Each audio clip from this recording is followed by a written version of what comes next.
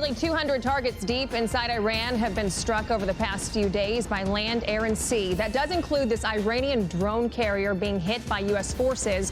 And just yesterday, U.S. B-2 bombers dropped dozens of 2,000-pound penetrator bombs targeting deeply buried ballistic missile launchers. But the Islamic regime is still carrying out strikes in nations across the Middle East. You're watching Fox and Friends First here on a Friday morning. I'm Todd Pyro. And I'm Ashley Strohmeyer in for Carly Shimkus. Let's get right to Trey Yingst in Tel Aviv with the very latest on the ground. Trey.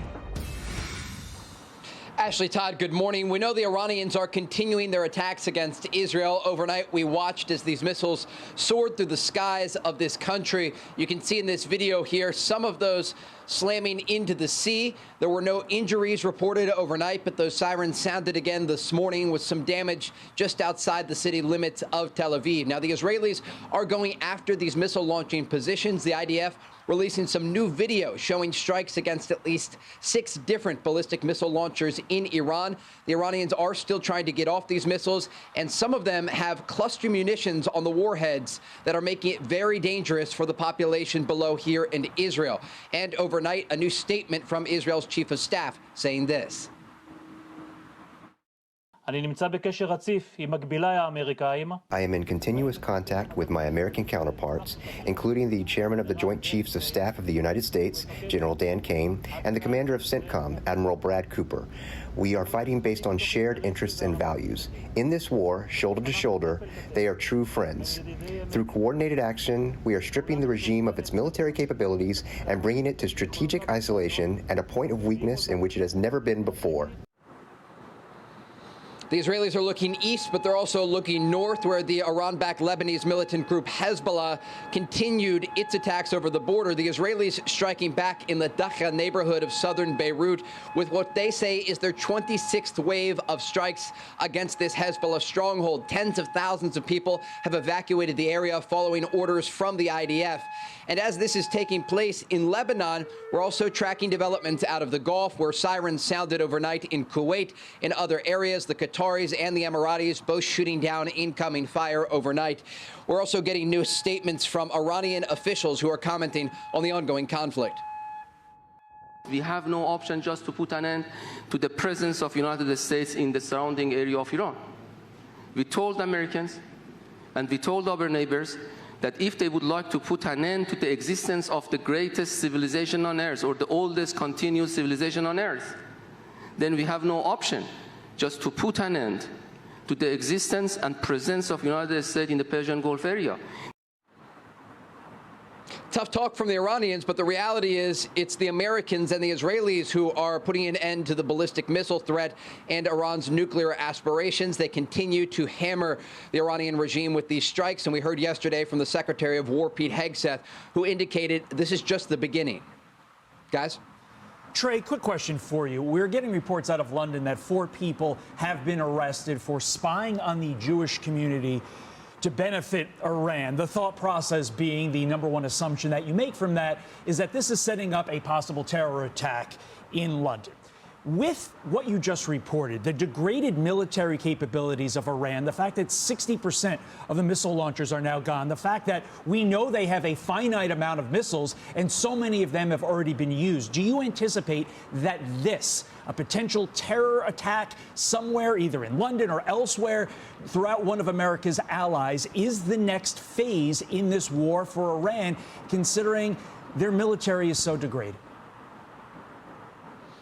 Look, it's a major concern for countries around the world, understanding that the Iranians have sleeper cells and individuals in other countries that could target U.S. assets or the Jewish community in these areas. We know the London police say that overnight, around 1 a.m., they arrested 4 individuals, one of them an Iranian citizen, 3, with dual citizenship.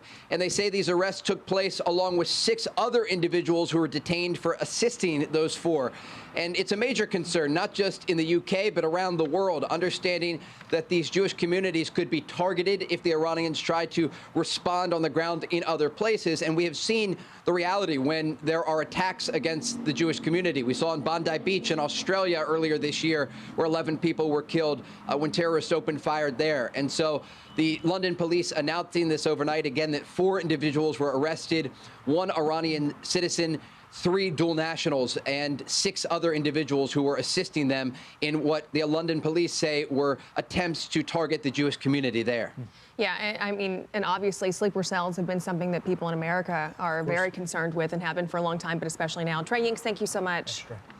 We're going to bring in former Army Black Hawk helicopter pilot, battalion commander, and international military strategist, Lieutenant Colonel Darren Gobb. Lieutenant, thanks for coming on with us this morning. Yesterday, President Trump says he wants to be personally involved in selecting Iran's leader. What are your thoughts on this? Because that's a pretty big flex of American power, which I assume is what Trump is wanting to prove here. Yeah, good morning, Ashley.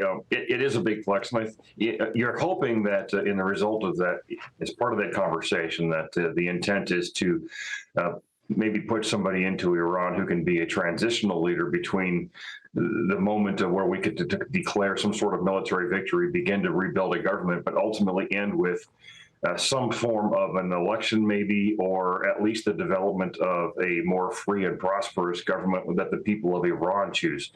So when he's saying that, I don't think he's thinking that we're going to pick some leader for Iran, force that person on the people of Iran in some sort of permanent status almost. This is more of a, okay, we need something to bridge the gap between the end of hostilities and the building of a stable government that we can help with.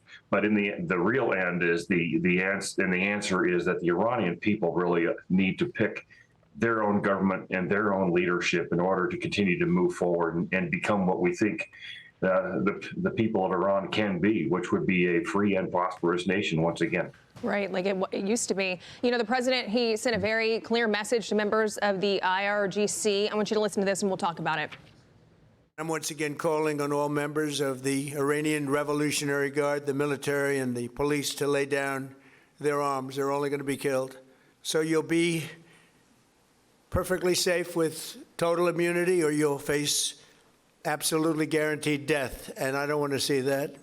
Lieutenant, considering, take into consideration that they do back down, they do lay down their arms. Is this a good move to give them immunity, considering what their track record has been?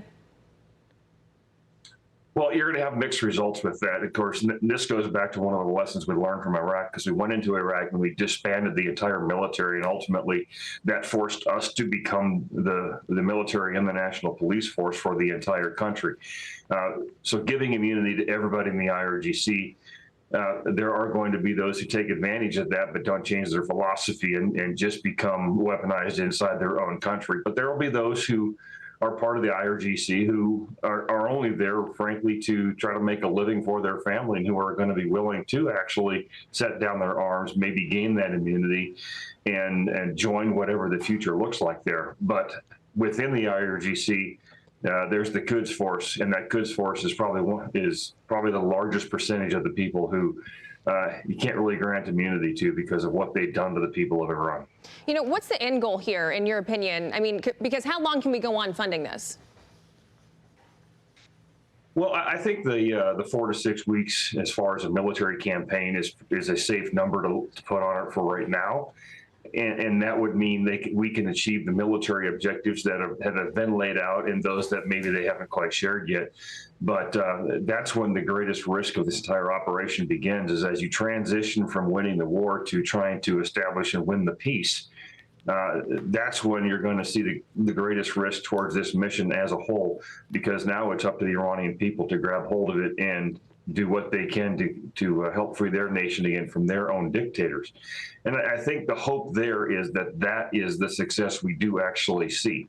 The Iranian people running their own country and becoming a part of the community again, and not such a hostile neighbor to everybody around them. Yeah, and hopefully this does give them, the ability to live free and prosperous with with what's going on right now. We'll see, though. Lieutenant Colonel Darren Gobb, thank you so much. I'm Steve Ducey. I'm Brian Kilmeade. And I'm Ainsley Earhart. And click here to subscribe to the Fox News YouTube page to catch our hottest interviews and most compelling analysis.